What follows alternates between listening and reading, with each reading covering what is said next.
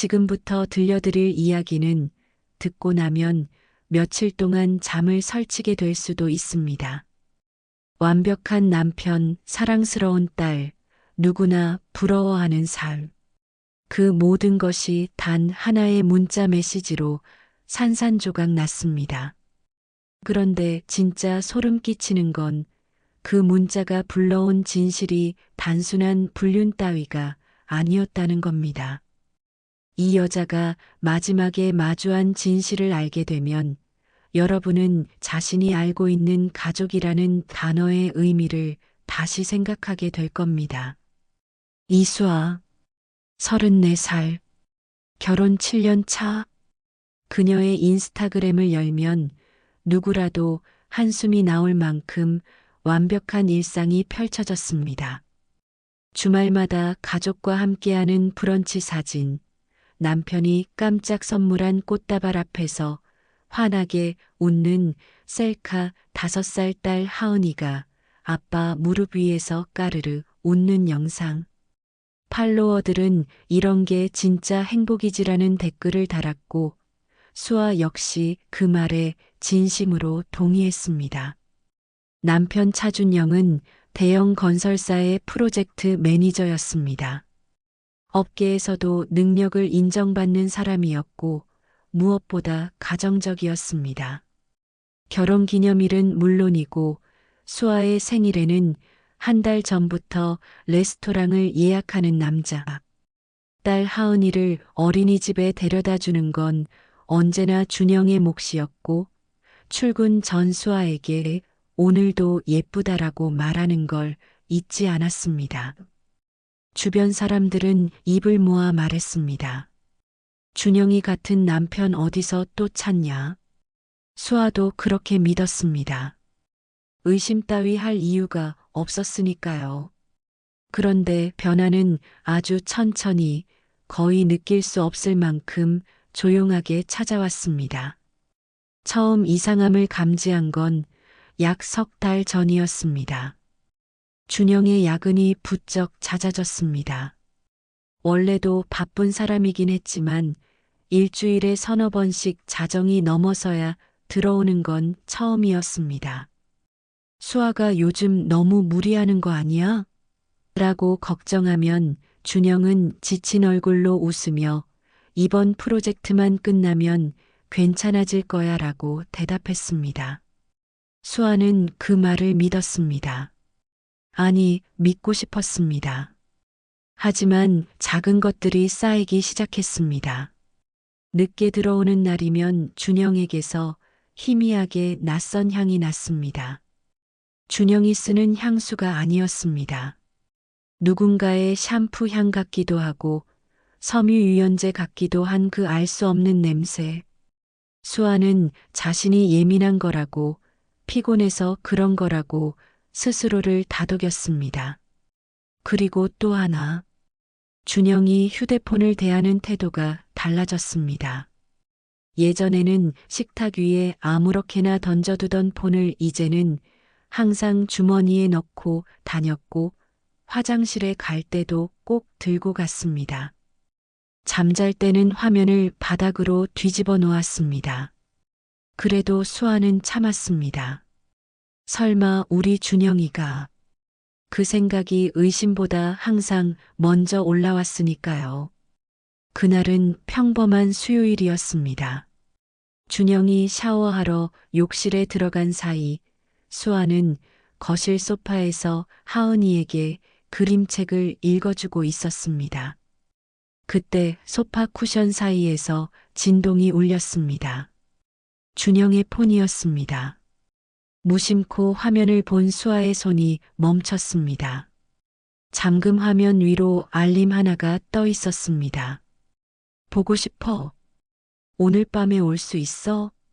발신자 이름은 없었습니다. 번호만 표시되어 있었습니다. 하지만 그 짧은 한 줄의 메시지 끝에 붙은 하트 이모지가 수아의 심장을 얼음처럼 차갑게 만들었습니다. 손끝이 떨렸습니다. 그림책을 읽어달라고 보채는 하은이의 목소리가 갑자기 아주 먼 곳에서 들리는 것 같았습니다. 샤워를 마치고 나온 준영은 평소처럼 웃으며 하은이 앉아? 라고 물었습니다. 수아는 고개를 끄덕이며 대답했습니다. 곧 재울게. 목소리가 떨리지 않도록 온 힘을 다해야 했습니다. 준영이 폰을 집어들고 화면을 확인하는 순간 찰나의 긴장이 그의 눈동자를 스쳤습니다. 하지만 금세 아무 일도 없다는 듯 나 먼저 잘게 피곤해서라며 안방으로 들어갔습니다. 수아는 하은이를 아는 채 한참을 그 자리에 앉아 있었습니다. 그날 밤 수아는 잠들지 못했습니다. 옆에서 깊이 잠든 준영의 얼굴을 바라보며 그녀의 머릿속에서는 하나의 질문이 쉬지 않고 맴돌았습니다. 저 사람은 대체 누구지? 7해 동안 쌓아 올린 믿음에 금이 가는 소리가 새벽 어둠 속에서 또렷하게 들리는 것 같았습니다. 그리고 수아는 결심했습니다. 알아내겠다고. 반드시. 하지만 이 여자는 아직 몰랐습니다. 자신이 파헤치려는 진실이 단순한 불륜 따위가 아니라는 것을, 그 끝에서 기다리고 있는 것이 자신의 삶 전체를 뒤엎을 악몽이라는 것을. 수아는 다음 날부터 달라졌습니다. 겉으로는 아무것도 변하지 않은 것처럼 여전히 웃고, 여전히 밥을 차리고, 여전히 다녀와라고 인사했습니다. 하지만 그녀의 눈은 이제 준영의 모든 것을 관찰하고 있었습니다. 출근 전 거울 앞에서 넥타이를 매는 손놀림 현관에서 신발을 신으며 무심히 던지는 오늘 좀 늦을 수도 있어라는 말, 퇴근 후 옷에 배인 냄새. 수아는 사냥감을 쫓는 것이 아니었습니다. 자신의 삶이 진짜인지 가짜인지를 확인하려는 것이었습니다. 그것은 사냥이 아니라 생존이었습니다. 가장 먼저 한 일은 준영의 카드 내역을 확인하는 것이었습니다. 가족 카드와 연동된 앱을 열었습니다. 최근 3개월치 내역을 정밀하게 훑었습니다. 회사 근처 식당, 편의점, 주유소, 대부분 평범했습니다. 하지만 몇 가지가 눈에 걸렸습니다. 수아가 모르는 카페가 있었습니다. 회사에서도 집에서도 한참 떨어진 곳에 위치한 카페. 그것도 한두 번이 아니었습니다. 지난 2달간 같은 카페에서 8번의 결제. 시간은 대부분 저녁 7시에서 9시 사이. 준영이 야근이라고 했던 날들과 정확히 겹쳤습니다. 수아의 손이 떨렸습니다. 하지만 울지 않았습니다. 지금 울면 지는 거라고 속으로 이를 악물었습니다. 그 다음으로 확인한 것은 준영의 차량 블랙박스였습니다. 준영이 출근한 사이 수아는 주차장으로 내려갔습니다. 주차된 준영의 차 안에서 블랙박스 메모리 카드를 꺼내 노트북에 연결했습니다. 최근 일주일치 영상을 빠르게 돌렸습니다. 그리고 4일 전 준영이 출장이라며 집을 비운 날의 영상에서 수아는 숨을 멈췄습니다. 차는 회사 방향이 아니라 반대 방향으로 달리고 있었습니다. 그리고 도착한 곳은 시내 외곽의 한 오피스텔이었습니다. 준영은 차에서 내렸고 지하 주차장으로 사라졌습니다. 수아는 그 오피스텔의 주소를 메모했습니다. 손이 너무 떨려서 3번이나 다시 썼습니다. 며칠 뒤 수아는 하은이를 시어머니에게 맡기고 그 오피스텔 앞으로 갔습니다. 준영이 다시 야근이라고 한 날이었습니다. 저녁 7시 반 수아는 오피스텔 건너편 카페에 자리를 잡았습니다. 아메리카노 한 잔을 시켜놓고 입구를 바라보며 앉았습니다. 커피는 한 모금도 마시지 못했습니다. 속이 계속 뒤틀렸습니다. 8시 12분. 준영의 차가 오피스텔 지하 주차장으로 들어가는 게 보였습니다. 수아는 카페 의자를 움켜쥔 채 시선을 떼지 못했습니다. 20분쯤 지났을까? 건물 입구의 불빛 아래로 한 여성의 실루엣이 나타났습니다. 긴 머리에 슬림한 코트를 입은 여자. 그녀는 잠시 주위를 둘러보더니 오피스텔 안으로 들어갔습니다. 거리가 멀어서 얼굴은 보이지 않았습니다. 하지만 그 걸음걸이, 그 분위기, 수아의 가슴 한쪽이 이상하게 쿵 내려앉았습니다. 뭔가 알 수 없는 기시감, 어디선가 본 적 있는 듯한 느낌. 하지만 어둠 속에서 확신할 수는 없었습니다. 수아는 그날 밤 집에 돌아와 거실 바닥에 주저앉았습니다. 울고 싶었지만 눈물이 나오지 않았습니다. 분노인지 슬픔인지 공포인지 알 수 없는 감정이 온몸을 짓눌렀습니다. 준영은 11시가 넘어서야 야근 끝났어. 금방 가라는 카톡을 보냈습니다. 수아는 응, 조심히 와라고 답장했습니다. 그 6글자를 치는데 온 힘이 들었습니다. 다음 날부터 수아는 더 깊이 파고들었습니다. 준영의 폰 비밀번호를 알아내야 했습니다. 결혼기념일, 하은이 생일, 준영 본인의 생일. 다 아니었습니다. 그러던 어느 날 준영이 소파에서 깜빡 잠든 사이 수아는 조심스럽게 그의 폰을 들었습니다. 숨을 참고 패턴을 시도했습니다. 준영의 어머니 생신 숫자 틀렸습니다. 한 번 더 틀리면 경고가 뜰 수 있었습니다. 수아는 마지막으로 한 가지 숫자를 떠올렸습니다. 준영이 늘 내 인생에서 가장 행복한 날이라고 말하던 날. 하은이가 태어난 날의 숫자 6자리. 잠금이 풀렸습니다. 수아의 심장이 미친 듯이 뛰었습니다. 옆에서 준영이 뒤척일까봐 숨소리조차 죽였습니다. 떨리는 손으로 메시지 앱을 열었습니다. 그리고 그 번호와의 대화창을 찾았습니다. 대화 내역은 대부분 삭제되어 있었습니다. 준영이 수시로 지운 게 분명했습니다. 하지만 가장 최근 메시지 몇 개가 남아 있었습니다. 내일 7시에 갈게. 하은이는 잘 있어? 보고 싶었어? 많이. 수아는 3번째 메시지에서 폰을 떨어뜨릴 뻔했습니다. 하은이는 잘 있어? 이 여자가 왜 하은이의 이름을 알고 있는 겁니까? 왜 내 딸의 안부를 묻고 있는 겁니까?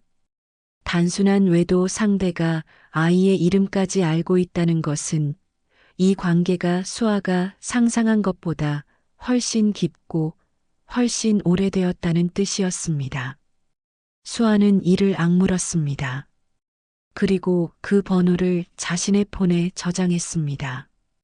반드시 이 여자가 누구인지 밝혀내겠다고 그날 밤 수아는 다시 한번 다짐했습니다. 그런데 여러분, 진짜 무서운 건 지금부터입니다. 수아가 그토록 찾아 헤매던 그 여자의 정체. 그것을 알게 되는 순간 수아는 차라리 모르는 게 나았다고, 그냥 속고 사는 게 나았다고 후회하게 됩니다. 왜냐하면 그 여자는 수아가 이 세상에서 남편 다음으로 가장 믿었던 사람이었으니까요. 수아는 저장한 번호의 주인을 알아내기 위해 여러 방법을 동원했습니다. 번호로 카카오톡 프로필을 검색했지만 프로필 사진은 풍경 사진이었고 이름은 영문 이니셜 2글자 J, A. 수아는 네이버, 인스타그램, 다양한 SNS에서 그 번호와 연결된 계정을 뒤졌습니다.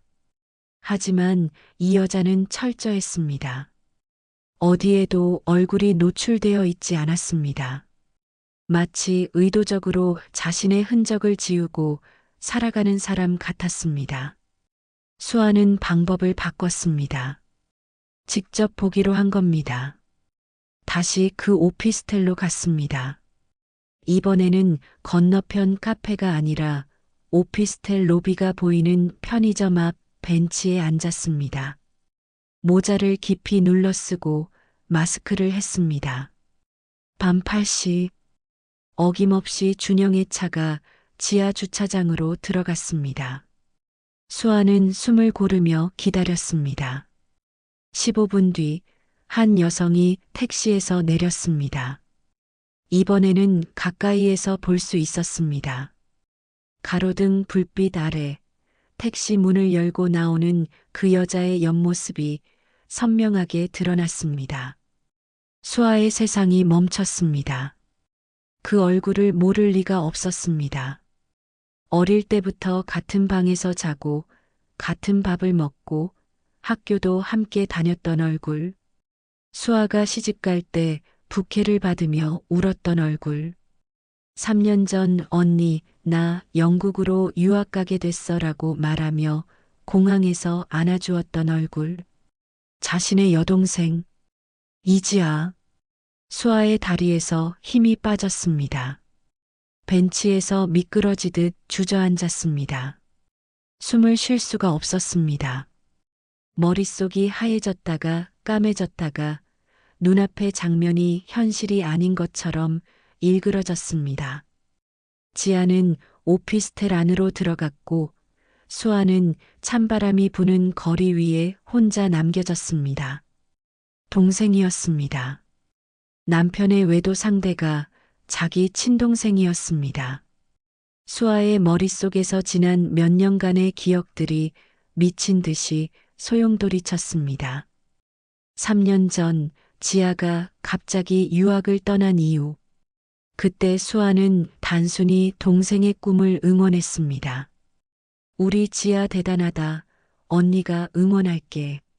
하지만 지금 돌이켜보면 지아가 떠나기 직전 이상한 일들이 있었습니다. 명절에 온 가족이 모인 자리에서 지아는 유독 준영과 눈을 마주치지 않으려 했습니다. 수아가 준영 오빠한테 인사도 안 해?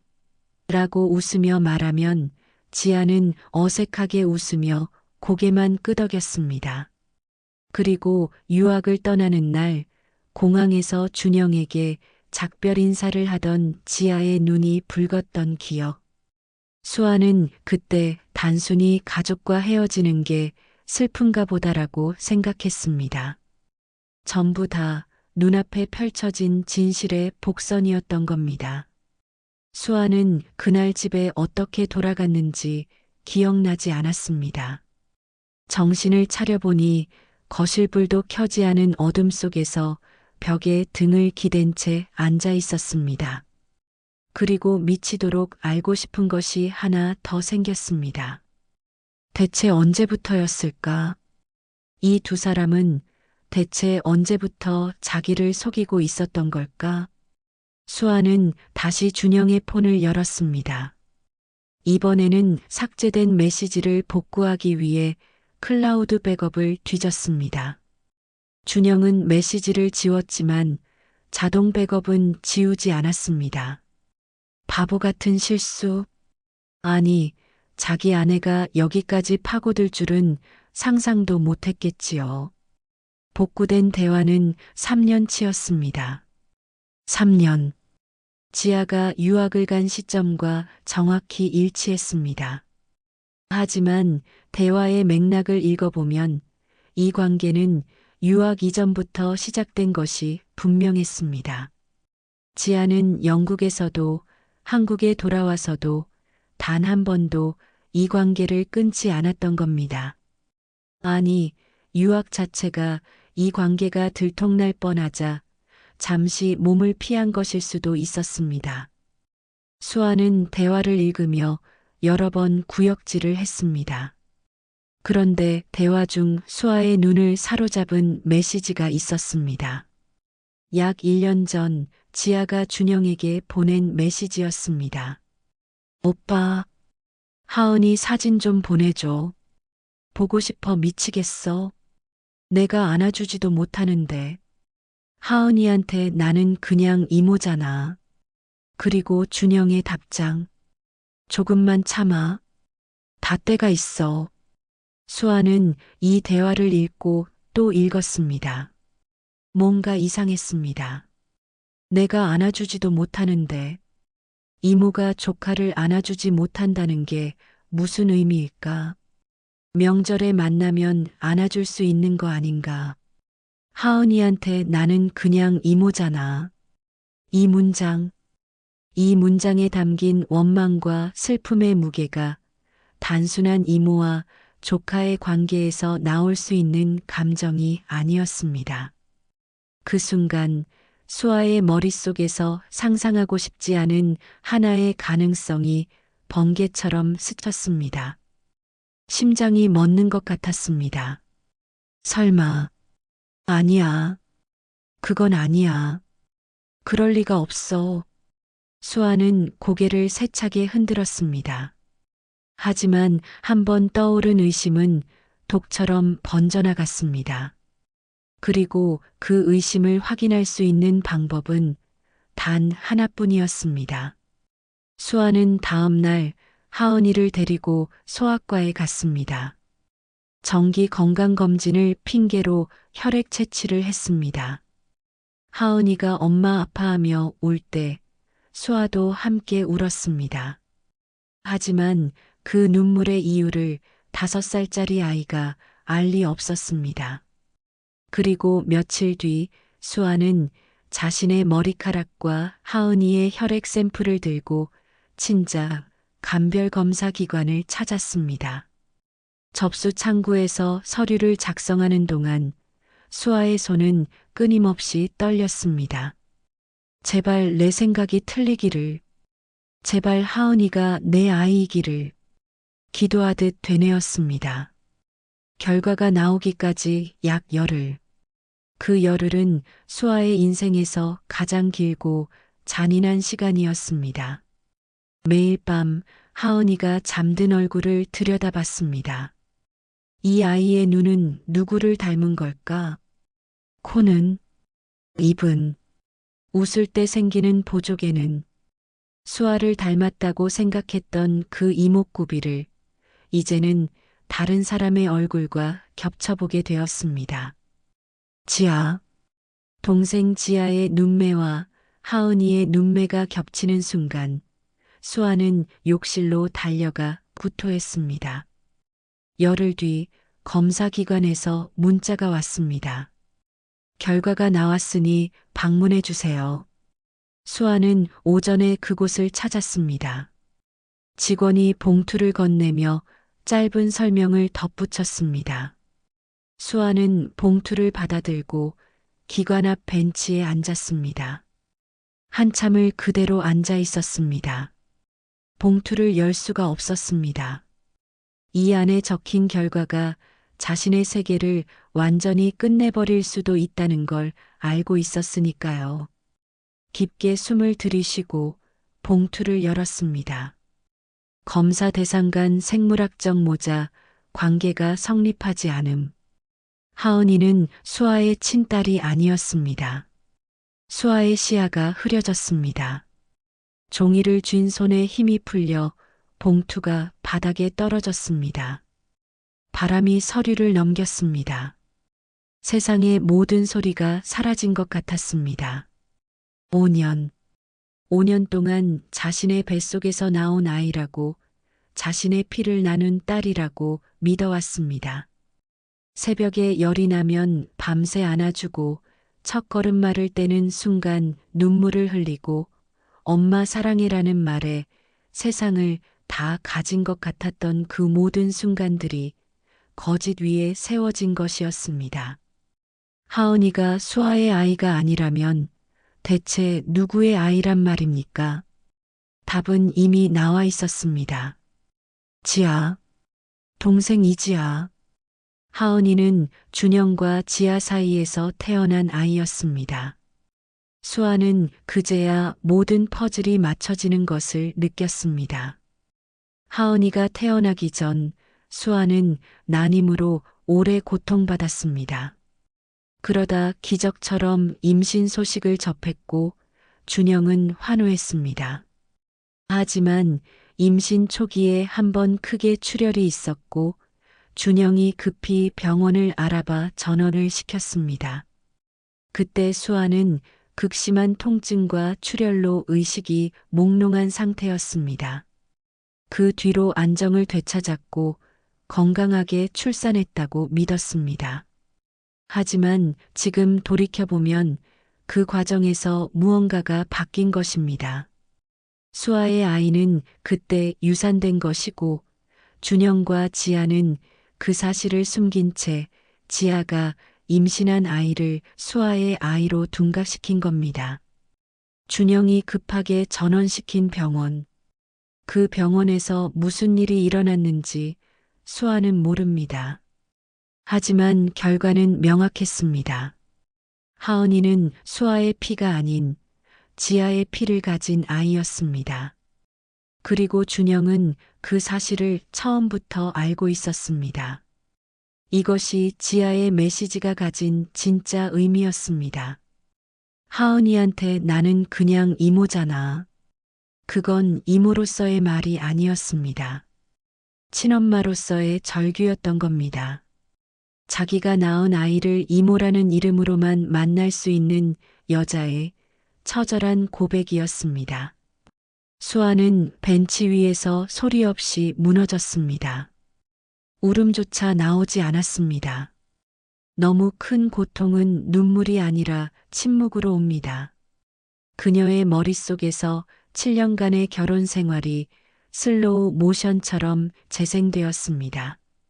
준영의 다정한 미소, 당신이 최고야라는 말, 하은이를 안고 행복해하던 표정.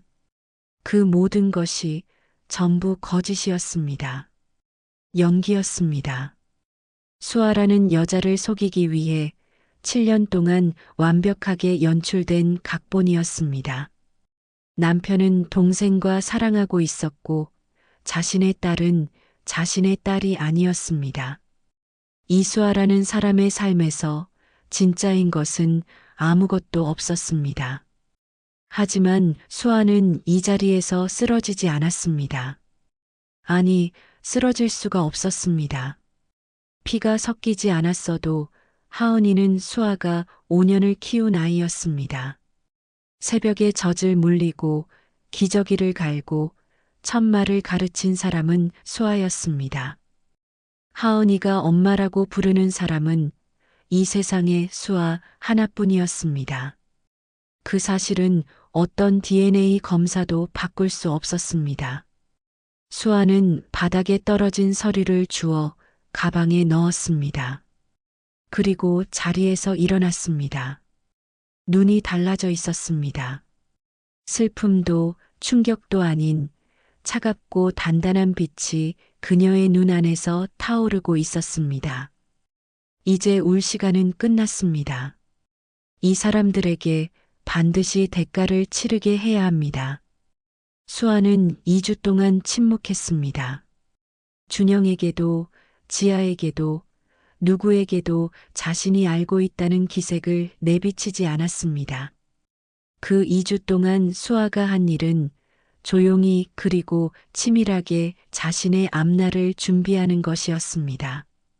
먼저 변호사를 찾았습니다. 이혼 전문 변호사. 상담에서 수아는 담담하게 마치 남의 이야기를 하듯 모든 것을 털어놓았습니다. 남편의 외도 상대가 친동생이라는 사실, 딸의 출생 비밀.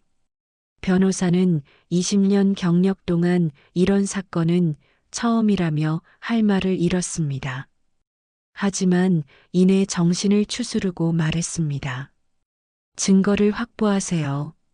메시지 복원 기록, 블랙박스 영상, 오피스텔 방문 기록, 친자, 감별 결과서. 전부 다. 수아는 이미 모든 것을 준비해 두었다고 가방에서 서류 파일을 꺼내 보여주었습니다. 변호사는 수아를 보며 말했습니다. 이기실 수 있습니다. 다음으로 수아는 시부모님을 찾아갔습니다. 단독으로. 수아가 내민 증거들을 본 시어머니는 그 자리에서 실신했고, 시아버지는 아들의 이름을 부르며 주먹으로 식탁을 내리쳤습니다. 시부모는 준영의 편을 들지 않았습니다. 아니, 들 수가 없었습니다. 증거가 너무 명확했으니까요. 그리고 수아는 자신의 부모님에게도 모든 것을 알렸습니다. 어머니는 우리 지아가 그럴 리가 없어라며 부정했지만 수아가 보여준 증거 앞에서 결국 무너졌습니다. 아버지는 단 한마디도 하지 못한 채 수아의 손만 잡고 있었습니다. 한 가족이 두 조각이 나는 순간이었습니다. 모든 준비가 끝난 날 수아는 준영에게 전화했습니다. 오늘 저녁에 중요한 이야기가 있어. 지아도 같이 부를게. 가족일이야. 준영의 목소리에 순간적인 동요가 느껴졌지만 알겠어라고 대답했습니다. 저녁 7시 거실에 세 사람이 앉았습니다. 하은이는 시어머니가 미리 데려갔습니다. 수아는 소파 맞은편에 나란히 앉은 남편과 동생을 바라보았습니다. 두 사람은 아직 아무것도 모른다는 표정이었습니다. 아니, 모르는 척하고 있었습니다. 수아는 테이블 위에 서류 봉투를 올려놓았습니다. 이게 뭐야? 준영이 물었습니다. 열어봐. 준영이 봉투를 열었습니다. 첫 장은 오피스텔 앞에서 찍은 지아의 사진이었습니다. 두 번째 장은 복구된 메시지 캡처, 세 번째 장은 블랙박스 영상 캡처, 그리고 마지막 장, 친자 감별 결과서. 준영의 얼굴이 하얗게 질렸습니다. 지아는 서류를 보는 순간 몸을 벌벌 떨기 시작했습니다. 수아는 조용히 말했습니다. 변명하지 마. 듣고 싶지 않아. 준영이 무릎을 꿇었습니다. 수아야, 내가 잘못했어. 제발.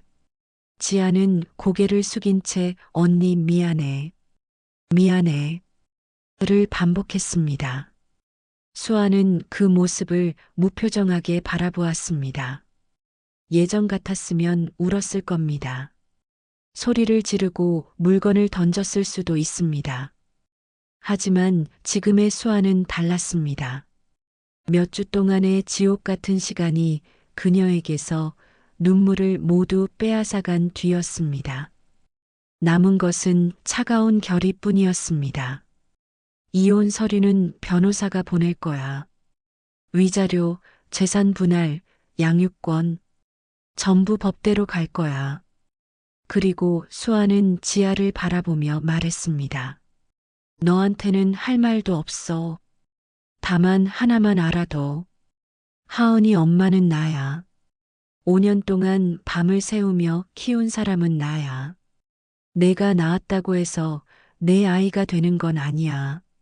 엄마라는 건 피가 아니라 시간이 만드는 거야. 지아가 고개를 들어 수아를 바라보았습니다. 그 눈에 눈물이 고여 있었지만 수아는 더 이상 동생의 눈물에 흔들리지 않았습니다. 그날 밤 수아는 하은이를 데리러 시어머니 집에 갔습니다.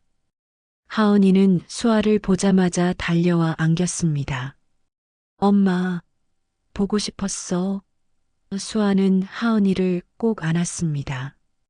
이 아이가 누구의 피를 가졌든 이 아이에게 수아는 유일한 엄마였습니다.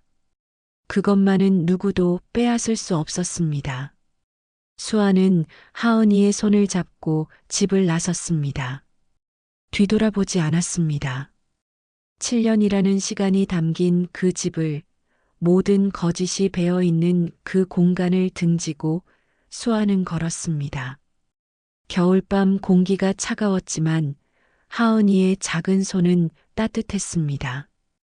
6개월 뒤 수아는 하은이와 함께 새 아파트에서 살고 있었습니다. 이혼은 수아의 압도적인 승리로 끝났습니다. 준영은 위자료와 재산 분할에서 상당한 대가를 치렀고 하은이의 양육권은 수아에게 돌아갔습니다. 법원은 판결문에서 비록 생물학적 모자 관계가 없더라도 5년간의 양육 사실과 아동의 정서적 유대를 근거로 수아의 양육권을 인정했습니다. 준영과 지아는 이 사건으로 양쪽 가족 모두에게서 등을 돌림받았습니다. 두 사람이 함께했는지 갈라섰는지 수아는 알지 못했고 알고 싶지도 않았습니다.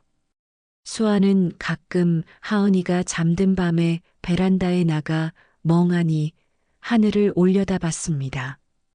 완벽하다고 믿었던 삶이 거짓이었다는 사실은 아마 평생 가슴 한켠에 멍으로 남을 겁니다.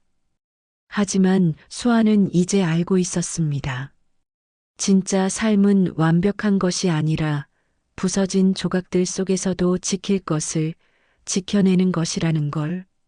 하은이가 잠에서 깨 엄마 물 줘라고 부르면 수아는 베란다 문을 닫고 안으로 들어갑니다. 그리고 물컵을 건네며 말합니다. 엄마 여기 있어.